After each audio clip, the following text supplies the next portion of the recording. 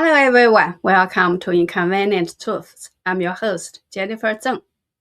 News from inside the Chinese Communist Party's military shows that Xi Jinping is using big data and AI technology to carry out a large-scale purge inside the People's Liberation Army.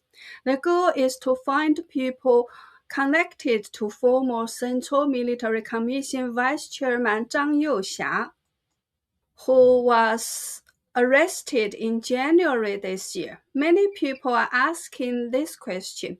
Under such a brutal purge of the military by Xi Jinping, why don't Chinese generals and soldiers fight back? Today, let's talk about this interesting issue. According to former CCP official Du Wen, a while ago, a People's Liberation Army officer who had been out of contact for several months suddenly reached out to him. He described the ongoing large-scale purge still happening in the CCP military. This officer went home for Chinese New Year, and when he returned to his unit in March, he suddenly disappeared. His family could not reach him and was scared. They asked the military unit, but the unit only said he was on a mission. In fact, as soon as he returned to the unit, he was isolated and investigated. He went through several months of life and death torture. Only after they found nothing wrong with him was he released. He said that around him, many officers had also disappeared. The entire military system is now investigating back 14 years, checking everyone connected to Zhang Youxia. Why go back to 14 years? Because Zhang Youxia became Minister of the PLA General Armament Department in 2012 and entered the Central Military Commission. Since then, he held great power in the Chinese military system and promoted many officers. The current purge checks not only his direct or indirect subordinates, but also their subordinates and their subordinates' subordinates. It goes from generals all the way down to ordinary battalion-level officers. Everyone is being checked. That means everyone promoted after 2012 is being screened. This kind of dragnet-style screening has never happened anywhere in the world before. Also, in the past, investigations only targeted military commanders and political commissars. This time, even technical officers and specialists in technical branches are also being checked. Because there are too many people to check, manual screening is impossible. The Military Discipline Inspection Commission does not have that ability. They have now started using big data and AI to investigate. They even check contact lists on phones and WeChat friend circles. For example, if someone's phone has Zhang Youxia's number and Zhang Youxia's phone has that person's number, then that person is locked as a target. After locking, they check his subordinates, even his driver, the driver's family, relatives, and comrades in arms. So, in the 5 months since Zhang Youxia was arrested in January, at least several thousand people in the PLA's 5 major theater commands have been investigated. It could even be tens of thousands. Right now, the entire PLA from top to bottom is in an unprecedented state of panic and paralysis. The show of force to the outside world is actually just to create tension on purpose so that other countries dare not act rashly. Statistics show that since Xi Jinping took over as chairman of the Central Military Commission in 2012, he has promoted 80 PLA generals, but now only 4 are still in position. 2 of them were promoted very recently. So many people ask, Xi Jinping is carrying out such a brutal and widespread purge of the military. The 7-member Central Military Commission now has only Zhang Shengmin left, besides Xi Jinping himself. With such a cruel purge, why doesn't the military resist? To answer this, we must first understand the structure of the CCP military. As everyone knows, in the CCP army, besides military commanders like division commanders, there are also political commissars, and there are also military discipline inspection commissions. Political commissars are in charge of political work and ideological education. They ensure the military's loyalty to the party. At the same time, they act like spies watching the military. China's military also uses the so-called gun-bullet separation system. Guns and bullets are stored and kept in different places by different people. For example, when sentries stand guard, they work in pairs. One holds an empty gun without bullets, the other carries the ammunition. Guns themselves are not loaded. Bullets are kept separately by special personnel. Only when both sides agree that the situation is urgent will they temporarily combine guns and bullets. Weapons and ammunition are stored separately, strictly registered, managed by 2 or even 3 people, and checked regularly. Units usually have guns without bullets or bullets without guns to prevent any single person or small group from controlling complete weapons. The power to move troops is highly concentrated in the Central Military Commission. Only the chairman of the Central Military Commission can approve moving troops. For a PLA division commander, the only troops he can directly command and move are about only 100 men in his guard company. The weapons and ammunition they can use are very limited. If he wants to rebel, he needs to move large units and heavy equipment. He must go through officers below him, regiment commanders, battalion commanders, company commanders, platoon leaders, squad leaders, and so on. This chain is very long. If any one of them disagrees with you, he can report you and your plan will be exposed immediately. Another huge difficulty is that Joint Logistics Support and Communications Command belong to different branches. Some large ammunition depots are not in the same place as the troops. They are in different locations, sometimes even across provinces and theater commands. The ammunition and supplies on hand are barely enough for one exercise. They completely lack the ability to launch a military operation. Even if someone risks a rebellion, they would face immediate large-scale encirclement and suppression. Even if they somehow reach Beijing, the CCP's headquarters in Zhongnanhai has underground passages in all directions. As soon as there is movement outside, leaders inside would have already escaped through underground tunnels. Zhongnanhai also has air defense systems, so outside troops find it very hard to break into Beijing. Communication between different armies is also difficult. It is hard to secretly plot across regions and departments to rebel together.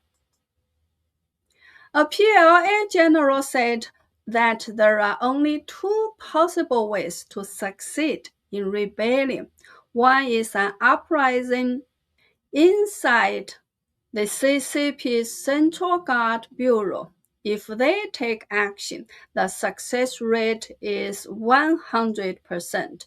They just need to act directly, and outside armies provide support. But if they don't move, success is almost impossible.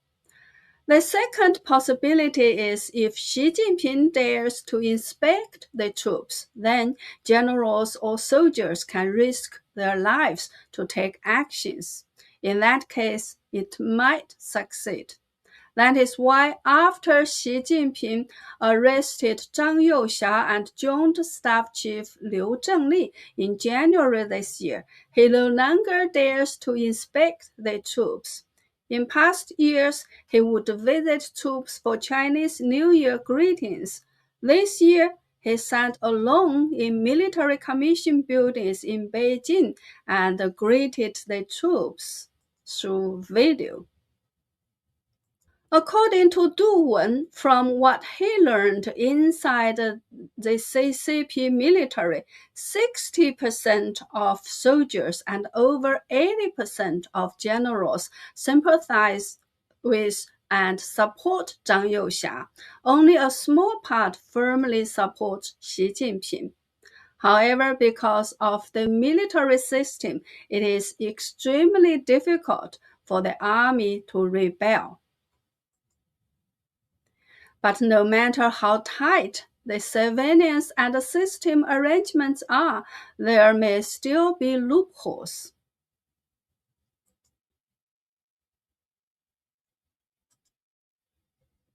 On June 26, a small plane crashed into the tallest building in Beijing. People call it the Beijing 911. This incident showed that Beijing's air defense system is useless. A small plane went off course and lost contact for 20 minutes. It flew in central Beijing, even near Zhongnanhai, only 4 miles away, and almost hit a civilian plane. There was no alarm or interception. It shocked the whole world.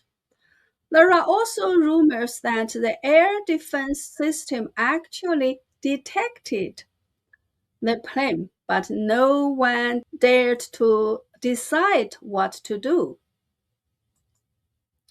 They could only report layer by layer up to Caiqi. Xi Jinping's close aide and the de facto number 2 in this party. Caiqi didn't dare decide either and reported to Xi Jinping, who was inspecting outside. By the time Xi Jinping gave the order not to shoot it down, the plane had already crashed into the building more than 1 hour earlier. We don't know if this rumor is true. Maybe it is just a joke, but it vividly shows how slow the system becomes in an emergency after power is highly centralized. No one wants to take responsibilities, so when something happens, no one handles it. There are also rumors that Xi Jinping's reckless actions have already generated and provoked resistance from all other major CCP families. These red families, like the Deng Xiaoping family and the Jiang Zemin family, used to share the profits of ruling the country together. Now Xi Jinping practices dictatorship and they get no benefits. The arrest of Zhang Youxia was the last straw. These people realized they must unite to resist. There are reports that these people have now chosen Deng Xiaoping's eldest son, Deng Pufang, as their representative. They are negotiating with Xi Jinping through Xi Jinping's brother, Xi Jinping, to force Xi Jinping to step down. The reports also say this pressure has partly worked. Some military officers arrested along with Zhang Youxia have recently been released one after another. Of course, inside the CCP's political black box, no one knows what really happened. But from some recent personnel changes, we may see signs. For example, Ma Xinrui, former member of the CCP Central Politburo and former party secretary of Xinjiang, has close ties with Xi Jinping's wife Peng Liyuan. His downfall was officially announced in April this year. That was later than the official announcement about Zhang Youxia and Liu Zhenli. However, at the National People's Congress Standing Committee meeting on June 25th, Ma Xinrui was stripped of his NPC representative status before Zhang Youxia and Liu Zhenli. On the other hand, Zhang Youxia and Liu Zhenli, who fell in January, still have not had their NPC status cancelled, nor have any other position been announced as removed. Another example is Chen Xi. He is very close to Xi Jinping. At Tsinghua University, he was Xi Jinping's classmate and roommate. They were even said to have slept on upper and lower bunks. Chen Xi was the former president of the CCP Central Party School. He also served for a long time as head of the CCP Central Organization Department, where he controlled personnel power. Not long ago, he was mysteriously removed from his post, but there was no public announcement. People only learned that this important position had changed hands from a very small and unnoticeable news report that referred to Cai Qi as the president of the party school.